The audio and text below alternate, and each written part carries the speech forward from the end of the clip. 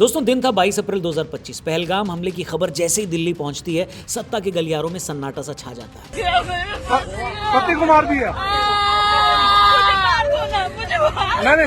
इस बार ये सिर्फ एक आतंकी हमला नहीं था, बल्कि 26/11 की तरह ही भारत के पूरे सिस्टम को पाक स्पॉन्सर्ड टेररिस्ट का खुला चैलेंज था। निर्दोष लोगों को उनका धर्म पूछकर मारा गया। जो इस्लामिक वर्सेस नहीं सुना पाए उनको पॉइंट ब्लैंक गोली मार दी गई। निर्दोषों की पैंट खुलवा कर ये चेक किया गया कि उनका धर्म क्या है, और फिर उन्हें गोली मार दी गई। महिलाओं को यह बताने के लिए जिंदा छोड़ दिया गया कि कैसे आतंकियों ने उनके पति, बेटे या भाई को मारा है। ये सुनने में जितना अनकंफर्टेबल लगता है, ये उन 26 लोगों ने सामने होते हुए देखा था। अल्लाह अकबर, अल्लाह अकबर, अल्लाह अकबर। वाइफ ने भी स्लाइड की, तब वो बंदा कुछ नहीं बोला।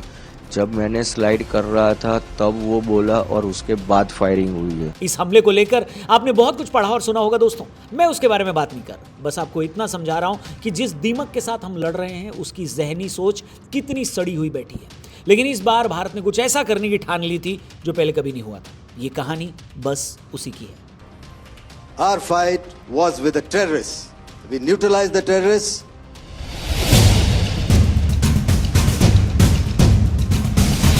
दोस्तों कल एडीजीपीआई ने एक पोस्ट डाला सोशल मीडिया पर, जिसमें लिखा था, When boundaries of humanity are crossed, the response is decisive. Justice is served. India stands united.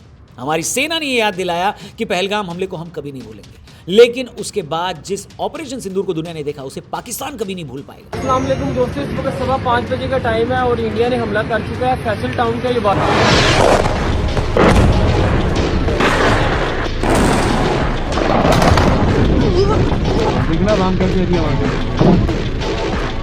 उसके पीछे की कहानी, उसके पहले का प्रेशर और उसके एग्जीक्यूशन का तरीका हमारे देश में बहुत कम लोग जानते हैं। पहलगाम आतंकी हमले के बाद पूरे पॉलिटिकल गलियारे में पड़ी खामोशी किसी डर की नहीं थी, बल्कि एक भयंकर जवाबी कार्रवाई की तैयारी थी। साउथ ब्लॉक के स्ट्रैटेजिक रूम में नक्शों और सैटेलाइट तस्वीरों के बीच ऑपरेशन सिंदूर की तैयारी की गई, जिसका सीधा पर्पस दुश्मन के हौसलों को नेस्तनाबूद करना था। सेना के टॉप कमांडर्स ने इस बार डिफेंसिव होने की बजाय सीधे हमला करने का डिसीजन लिया, और खुफिया एजेंसियों ने सीमा पार एक्टिव उन आतंकी लॉन्च पैड्स को मार्क किया जहां इस हमले की साजिश रची गई थी। इस पूरे ऑपरेशन को बेहद ही सिक्योर रखा गया ताकि दुश्मन को भनक तक न लगे, और कम्युनिकेशन मीडियम पर टोटल कंट्रोल रखते हुए सेना ने अपनी लामबंदी शुरू कर दी। इन सब के बीच पॉलिटिकल प्रेशर बढ़ता जा रहा था। पाकिस्तान को यह पता था कि जवाबी हमला तो होगा, लेकिन जो सन्नाटा हमारी टॉप लीडरशिप ने 10 दिनों तक रखा वो उनको ज्यादा परेशान कर रहा था। आमतौर पर जब आप किसी को मारते हैं तो उसका फिजिकल या वर्बल जवाब आपको उसकी इंटेंसिटी और पावर के बारे में बता देता है, लेकिन इस बार भारत की टॉप लीडरशिप ने जो चुप्पी साधे रखी, उसने पाकिस्तान को अंदर तक हिलाकर रख दिया, झकझोर दिया, यह सोचकर कि भारत इस बार कहीं सीधे न्यूक्लियर हमले पर तो नहीं उतर आएगा। दोस्तों ऑपरेशन सिंदूर होने के तरीके के बारे में आपने बहुत कुछ पढ़ा या सुना होगा, लेकिन जो जमीन पर उतारने से पहले भारत ने कैसे अपने पेशेंस को दिखाया, वो 10 दिन उसके गवाह हैं।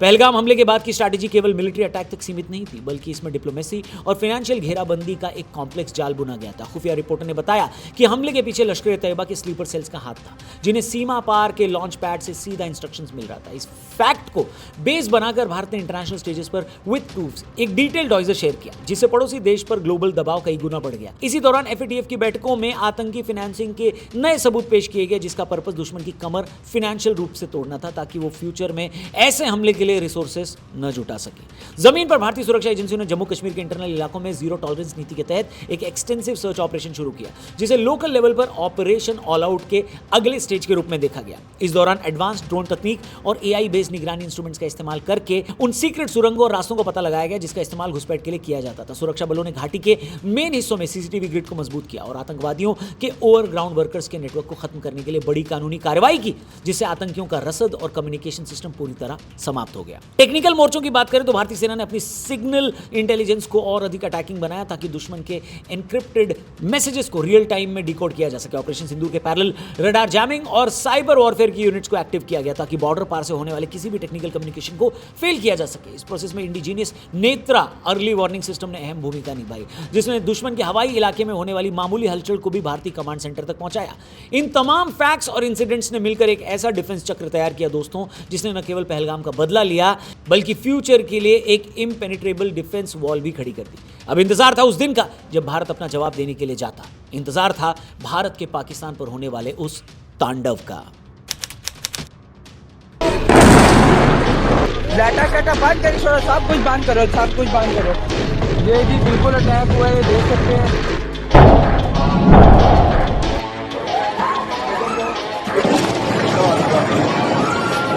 that we achieved total surprise, and those strikes across those 9 terror hubs left more than 100 terrorists killed.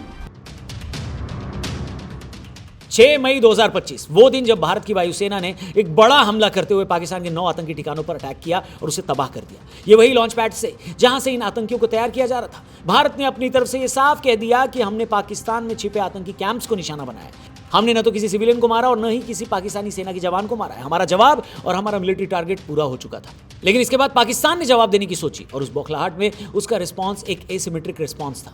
पहले ही अटैक में पता चल गया कि पाकिस्तान सीधे हमारे सिविलियन ठिकानों को निशाना बनाना चाहता है। पाकिस्तानी एयरफोर्स पीएफ ने अपने JF-17 और F-16 विमानों के जरिए भारतीय एयर स्पेस में घुसने की नाकाम कोशिशें करी। हालांकि भारत के S-400 और स्वदेशी आकाश डिफेंस सिस्टम ने उन्हें सीमा पार करने से पहले ही खदेड़ दिया। इस खुन्नस में पाकिस्तान ने पुंछ, राजौरी और हीरानगर सेक्टरों में भारी मोटार और आर्टिलरी से गोलाबारी की। उनका टारगेट भारतीय सेना की फॉरवर्ड चौकियों को नुकसान पहुंचाना था ताकि भारत की अटैकिंग बढ़त को रोका जा सके। पाकिस्तान ने ट्रेडिशनल वॉर के बजाय लो कॉस्ट हथियारों का सहारा लिया। पाकिस्तान ने भारी संख्या में चाइनीज ऑन ड्रोन्स का इस्तेमाल कर पंजाब और जम्मू के रसद डिपो को निशाना बनाने की कोशिश की। पाकिस्तान सपोर्टेड हैकर्स ने भारत के पावर ग्रिड और बैंकिंग सेक्टर पर बड़े साइबर हमले शुरू किए, जिन्हें भारत की CRT इन टीम ने सफलतापूर्वक विफल किया। पाकिस्तान के DGISPR ने दावा किया कि उन्होंने भारत के 2 विमान गिराए और भारतीय सेना को भारी नुकसान पहुंचाया।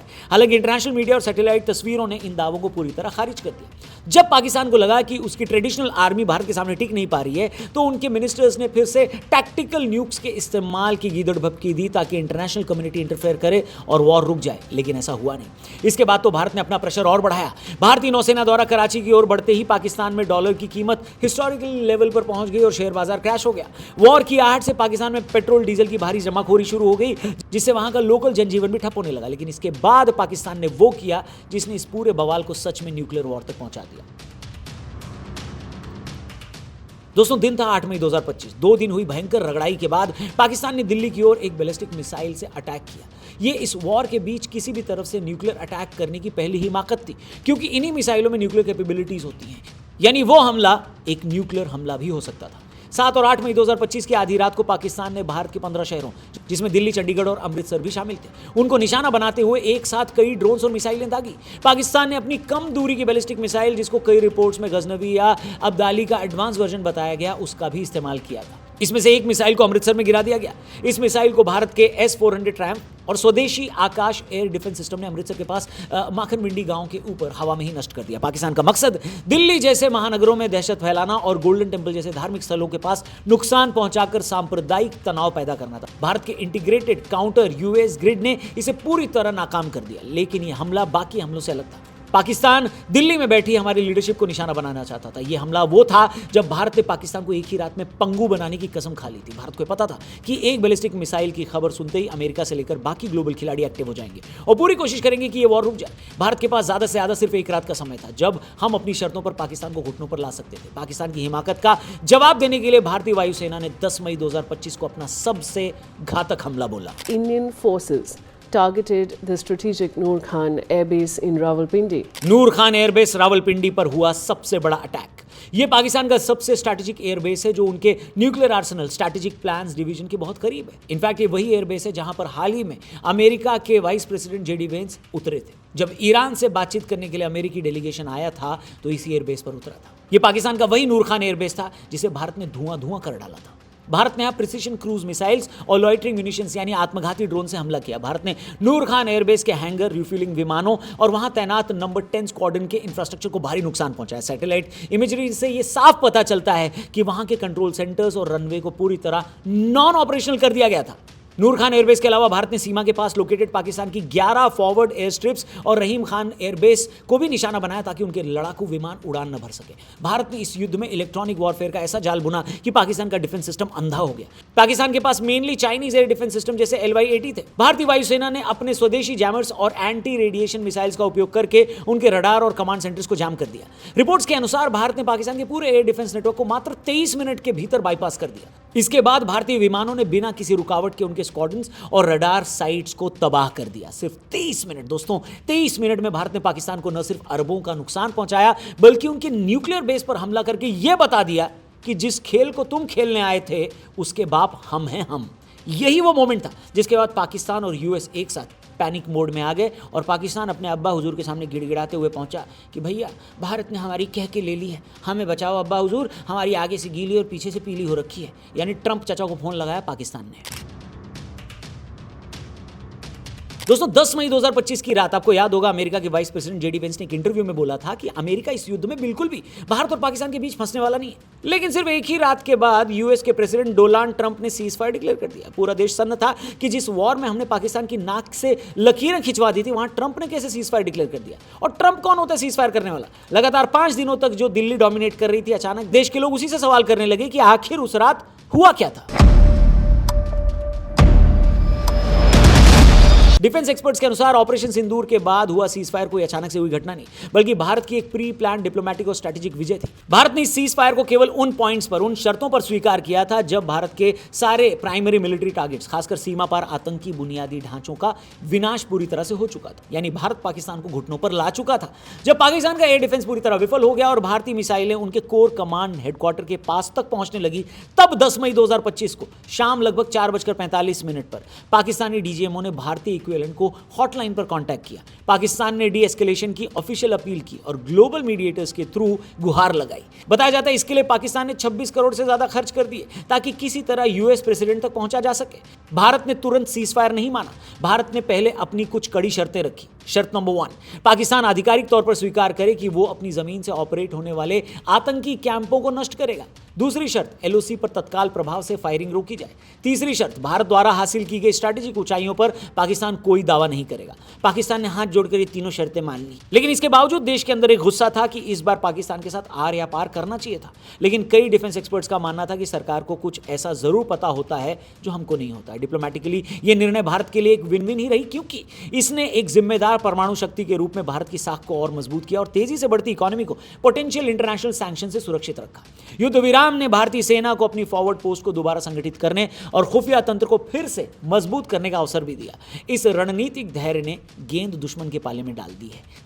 राष्ट्रीय सुरक्षा सलाहकारों और विदेश नीति के जानकारों का तर्क है कि किसी भी मिलिट्री अभियान का एक डिमिनिशिंग रिटर्न पॉइंट होता है, जहां से आगे बढ़ने पर आर्थिक और मानवीय लॉस प्रॉफिट से अधिक हो सकती है। भारत ने इंश्योर किया कि सीज फायर की शर्तों में घुसपैठ पर पूरी रोक और आतंकी बुनियादी ढांचे को नष्ट करने की रिटर्न या इंप्लाइड कमिटमेंट शामिल हो।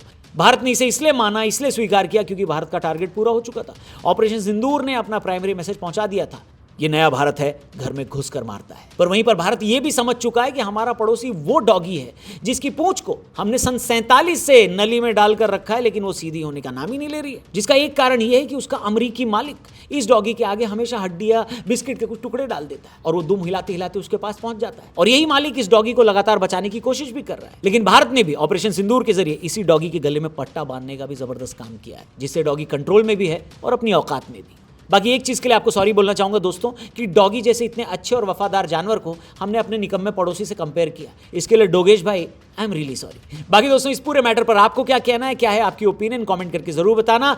और वीडियो सही लगी हो तो इसे अपने दोस्तों से जरूर शेयर करना, चैनल को सब्सक्राइब करना। जल्दी मिलते हैं। जय हिंद।